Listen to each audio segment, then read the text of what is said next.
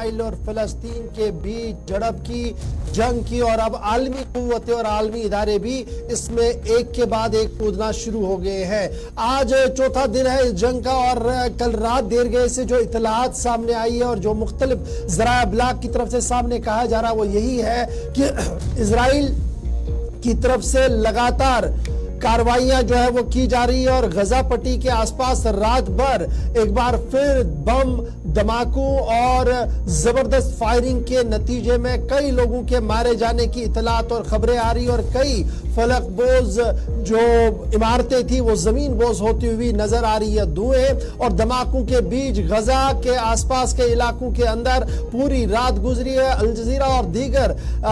खबरसा इदारों के मुताबिक गजा पर इसराइल की बमबारी लगातार जारी है और इसराइल में हमास की क्रॉसिंग के बाद इसराइल एक बार फिर अलर्ट है, यानी रात देर के दोबारा से इतलात इस तरीके की है कि हमास की तरफ से जो क्रॉसिंग्स थी वहां एक बार फिर आसपास कुछ लोगों को देखा गया, जिसके बाद अलर्ट पर एक बार फिर इसराइल जो है वो चला गया है। कम बेश 3000 लोगों के मारे जाने की इतलात और खबरें जो है वो सामने आ रही है। अक़वाम मुत्तहिदा के सेक्रेटरी जनरल ने पूरी तौर पर दोनों मुल्कों से जंगबंदी करने का ऐलान करने की दरख्वास्त की है। ताहम लगातार बमबारी और लगातार जंग की सूरत हाल बनी हुई है मशरिकी वस्ता के अंदर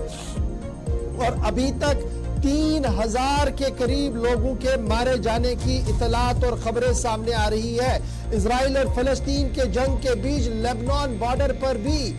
तशद्दुद जो है वो भड़क उठा है और लेबनान बॉर्डर पर कल एक बार फिर रॉकेटों से इसराइल पर हमला किया गया, जिसके बाद इसराइल ने जवाबी कार्रवाई भी की है, जिस दौरान कई लोगों के मारे जाने की इतलात लेबनान बॉर्डर पर भी सामने आ रही है। जहां एक तरफ से जंग चल रहा है, गोलों और धमाकों से पूरा आसमान दहल चुका है, धुआं ही धुआं इस वक्त नजर आ रहा है। आहू फुगान की आहें इसराइल और फिलिस्तीन की आवाम की तरफ से सामने आ रही है। ताहम इस भी सियासी क़यादत भी मुतहरिक होती हुई नजर आ रही है। आज का दिन अरब लीग के हवाले से इंतहाई अहम है। अरब लीग के फॉरेन मिनिस्टर्स वज़राए खारजा का अहम तरीन इजलास आज मुनक्किद होने जा रहा है। इस बीच अमेरिका की तरफ से पहल की गई है। इसराइल को जहां पहले ही पेशगी चीजें देने की बातें कही गई थी, यानी उन्हें माकूल और मुनासिब इमदाद देने की बातें कही गई थी, वहीं पर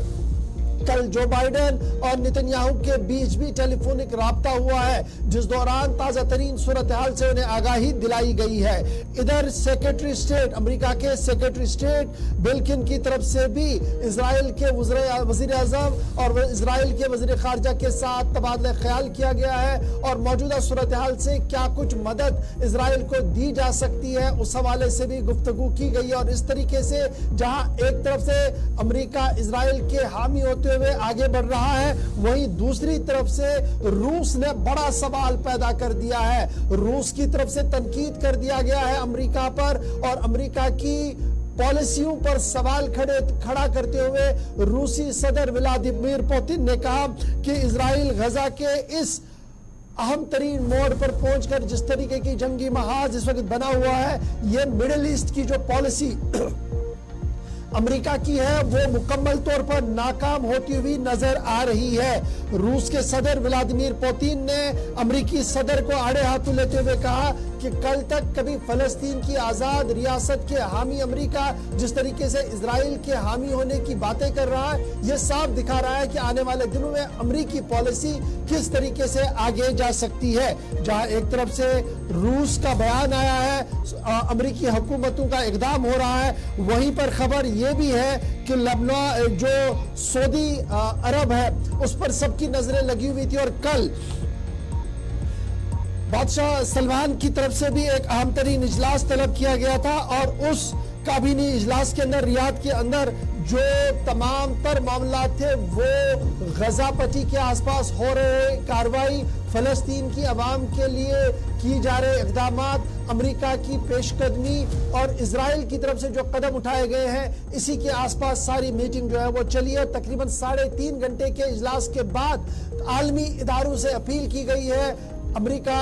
रूस, फ्रांस, जर्मनी, इटली और दीगर लोगों से अपील की गई है कि वो फलस्तीन के क़याम अमन के लिए अपनी कोशिशों में आगाज करे। सऊदी हुकूमत की तरफ से बड़ा बयान जारी कर दिया गया है। इधर सलमान की तरफ से कल ही बात साफ कर दी गई थी कि जिस तरीके की सूरत हाल उभर कर सामने आ रही है, इसमें इजराइल के साथ तमाम तर ताल्लुकात बहाल रखना बहुत ही मुश्किल है और जिस मुआहदे की तौर हम आगे बढ़ने की कोशिश कर रहे थे उसमें बड़ी रुकावटें आएंगी अगर यह सूरत हाल इसी तरीके से रही। और कल जिस तरीके से इजलास हुआ और इजलास के अंदर जिस तरीके की बातें हुए उससे यह साफ लग रहा है कि सऊदी हुकूमत ने भी अपना पैर पीछे खींच लिया है इजराइल के साथ दोस्ती करने के मामले पर और आलमी कुव्वतों से कहा है कि वो यकजा होकर फलस्तीन और फलस्तीन की आजादी के लिए यकसा हो जाए। एक तरफ से सऊदी अरब की बात सामने आई है, अब दूसरी तरफ से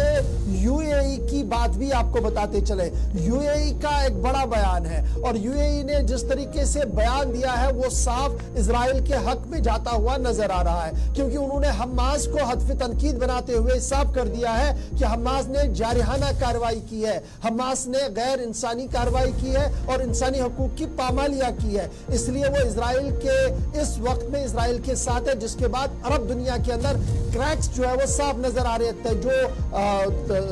आपसी तसादुम है वो साफ नजर आ रहा है और अरब दुनिया में ये चीजें जो है वो साफ दिख रही है। इस बीच बड़ी बात और बड़ी खबर यह भी है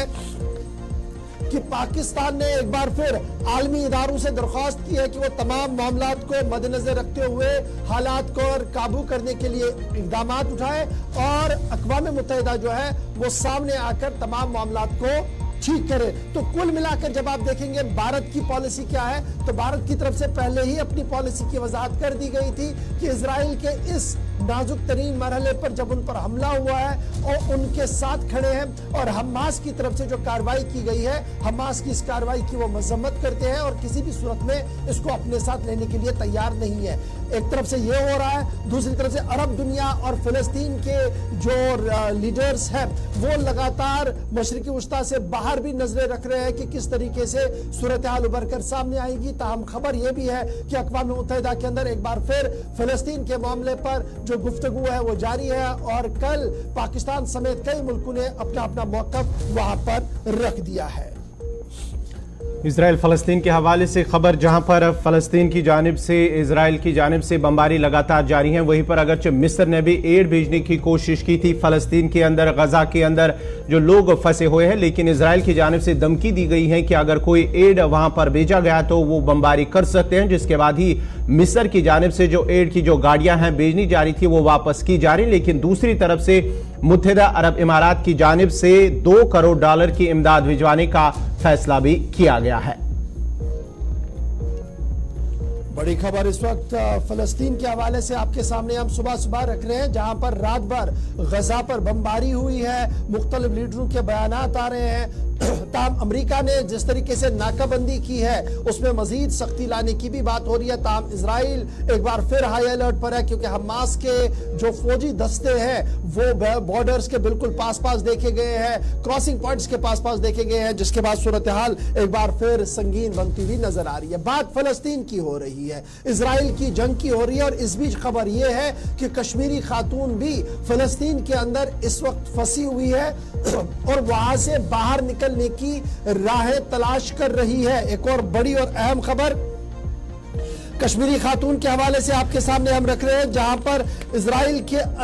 फलस्तीन के अंदर इजरायली खातून घर वापस आना चाहती है और इस सिलसिले में जो सूरत हाल बनी हुई है, बाहर निकलने का कोई भी रास्ता उनके सामने नहीं है। लुबना नजीर नामी खातून कश्मीर से ताल्लुक रखती है, उनकी शादी वहां पर हुई है, फिलिस्तीन के अंदर हुई है, उनके बच्चे भी हैं और अब वो वहां से बाहर आना चाहती है, इस फसाद ज़दा इलाके से, जंग ज़दा इलाके से बाहर आना चाहती है। और उनका मानना है कि जिस तरीके की सूरत हाल उभर कर सामने आई है, इसमें बाहर आना इस वक्त लगभग नामुमकिन है। लेकिन हुकूमती इदारों की तरफ से जिस तरीके की यकीन दहानियां कराई गई है, जिस तरीके की एडवाइजरियां जारी की गई है, उन्हें बहुत जल्द उम्मीद है कि वो इस दलदल से बाहर आ पाएंगी। हमास की तरफ से याद रखिएगा गुज़श्ता दिनों हमला किया गया, जिसके बाद इजराइल फलस्तीन की जंग तेज होती हुई नजर आ रही है। मुख्तलिफ आलमी इदारे इसमें कूद पड़े हैं। ईरान समेत कई मुल्कों की तरफ से हिमायत का ऐलान फलस्तीन के लिए कर दिया गया है।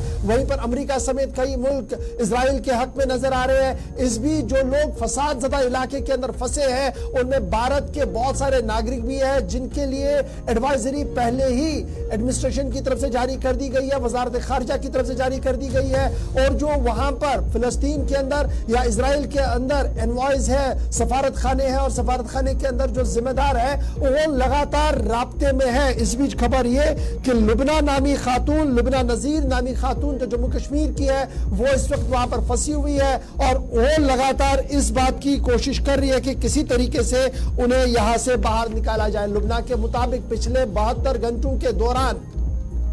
सायरनों की आवाज लगातार बज रही है। इस बीच धमाकों से पूरा गजा जो है वो दहल उठा है, बिजली काटी गई है, पानी का कोई निशान नहीं है। इस बीच खाने पीने और दवाइयों की भी किल्लत बड़े पैमाने पर हो रही है। इधर इब्तिदाई रिपोर्ट्स के मुताबिक कई अस्पतालों के आसपास भी कल बमबारी हुई है, जिसके नतीजे में कुछ एम्बुलेंस और कुछ सहाफी भी जख्मी होने की इतलात आ रही है। पहले ही आपको याद होगा कि इस फसाद को कवर करते हुए 2 सहाफियों की मौत भी अभी तक हो चुकी है, 3000 से ज्यादा लोगों की मौत हुई है और उस बीच हजारों लोग जो है वो जख्मी भी है और इसी तरीके से 2.25 लाख के करीब लोग जो है वो फसाद ज़दा इलाकों से भागने में कामयाब भी हुए हैं। इस बीच एयरलाइंस लगातार मुअत्तल है और कल तक ये सर्विसेज मुअत्तल रहेंगी। कल दोबारा से एनालाइज किया जाएगा एयरलाइंस कंपनीज की तरफ से कि क्या टेल अवीव की और फिलिस्तीन की ओर जहाज लिए जाए या नहीं लिए जाए। इस पर कल तक हमें इंतजार करना होगा, तब जाकर पता लग सकता है। फिलहाल कश्मीरी नजात खातून जो है